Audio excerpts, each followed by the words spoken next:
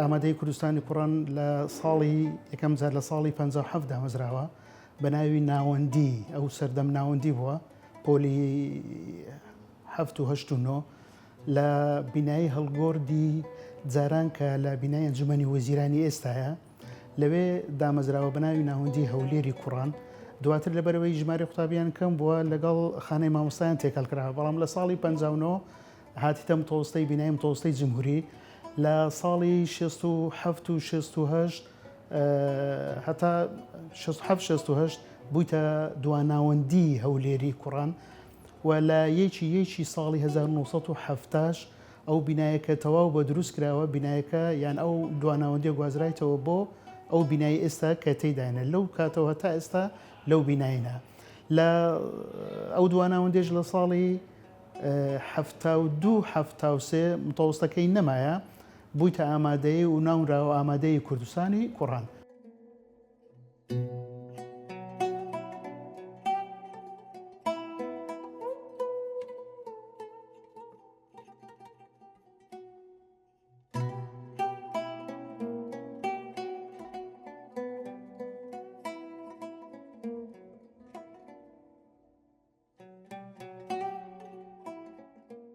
ئامادەی کوردستان ڕەمزێکی دێرینی شاری هەولێرە. ئامادەی کوردستان ئیتر لەوەتی لە ئەساسەوە تاوەکو ئێستا بەردەوام بە دەیانجیلی چاچی پەروەردە کردووە بە دەیان دکتۆر و ئەندازیاری گەورەی لەو شارە پێگەیاندووە.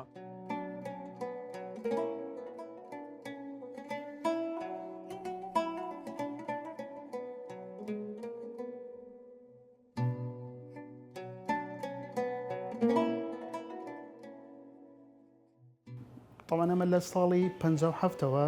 سزلی تۆماری ژمارە یەک هی ساڵی 57 ئەمە لەو کاتەوە تۆمارەکە دەستمان پێکردیە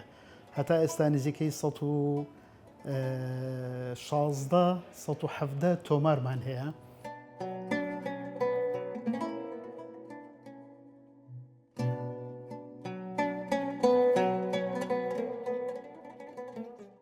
گشت مامۆستایان و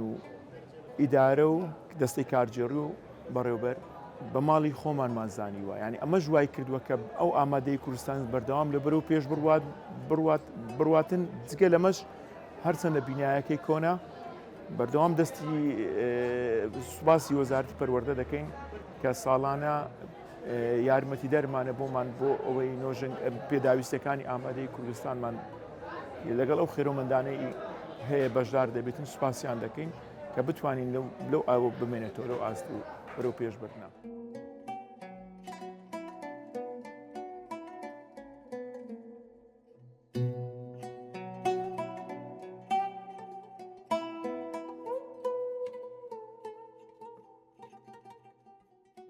قوتابخانەیە سەرەڕای ئەوەی کە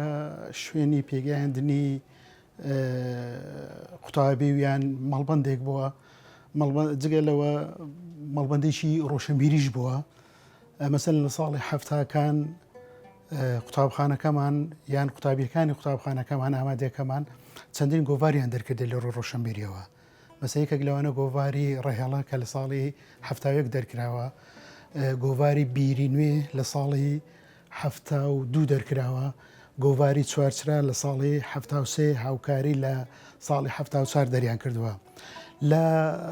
هەشتاکانیش ئەو گۆڤاران لە قوتابخانەکەمان یان لە ئامادەیەکەمان بەردەوام بووە مەسەلەن بۆ نمونە لە ساڵی 2006 گۆڤارێکیان دەرکردی هەر لێرە لەلایەن قوتابیان بە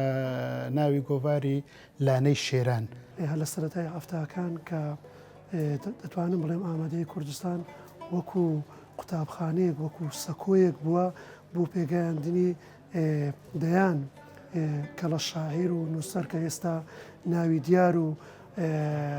ناسراون لە گۆڕەپانی مێژووی ئەدەبی کوردی.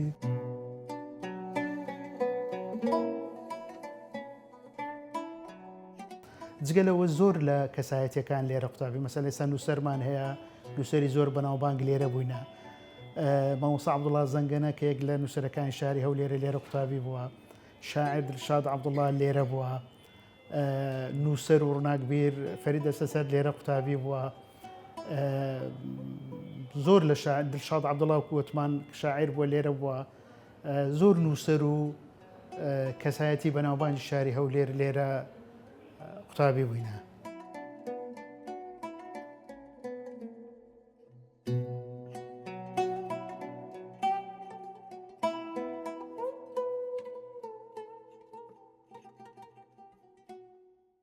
سەرەتای هەفتاکان کۆمەڵک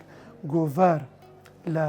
ئامادەی کوردستان دەرچووەکە بە هاوکاری مامۆستایان و قوتابیان لەوانە گۆڤاری ڕەهێڵا کە ئەو گۆڤارە وەکو سەکۆیەک وەکو دەستپێکەچی گرنگ بۆ لە کۆمەڵک نووسەر کۆمەڵک ڕۆشنبیر هەروەها بیری نوێ و چەندین گۆڤاری تر.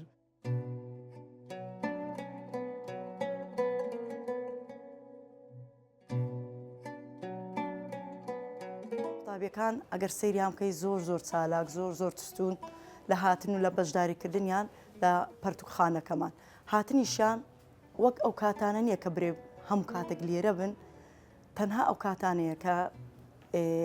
شاغرێک دەبی یان مەجالێک دەبی کۆبنەوەیەکی مامۆستایان دەبی دێن لە قوتاب پەرتوخانەکەمان خوێندنەوەکان لە خۆیان دەخوێننەوە.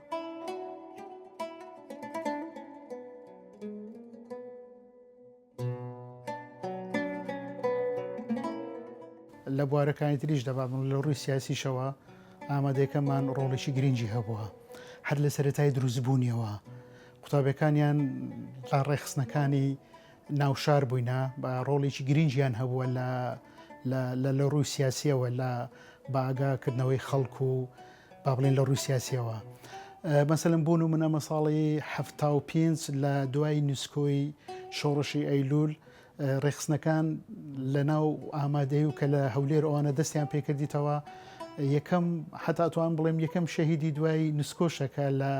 قوتابەیەکمان لێرە لە کاتی تاقیکردنەوە نوێی ساڵدا دەگیر کراوە قوتابیەک وە لێچێتی قوتابیانی کوردستان بووە لە 27 لە 28 چواری ساڵی 1975 لە سێدارە دراوە.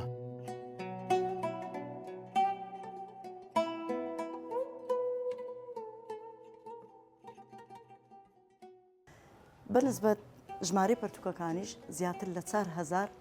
کتابمان هەیە لێرە هەموو بابەتەکانیش تێدا لایانی کۆمەڵایەتیە سیاسیە ئابوووریە ئاینیە هەتا بابەتەکانی تریش بەدواوە ئەوە دەوستە سەر خوێندنەوەی قوتابیەکان چ لایەنێکیان حەز لێیە ئەو کاتی لە خۆیان داوای دەکەن سزلی قوتابیمان هەیە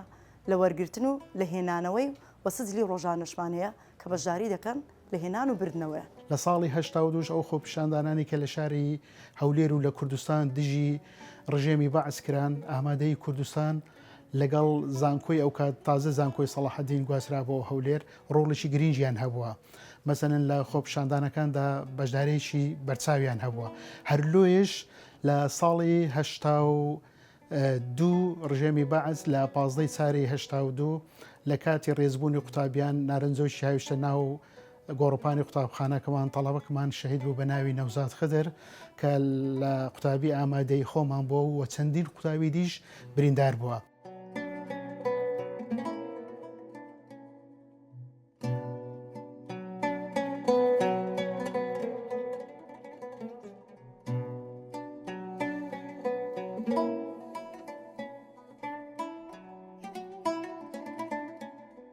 بحكمي أو مكتبة أو آمادية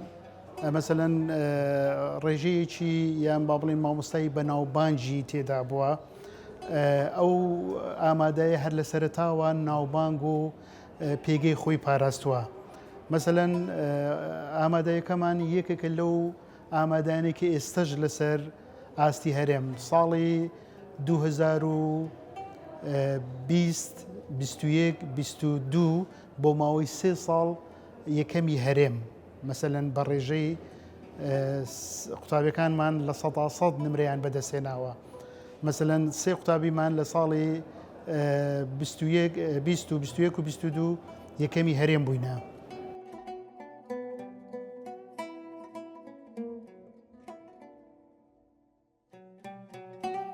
ساڵانە ئەمە سەروی 100 تەڵە بە ساڵانە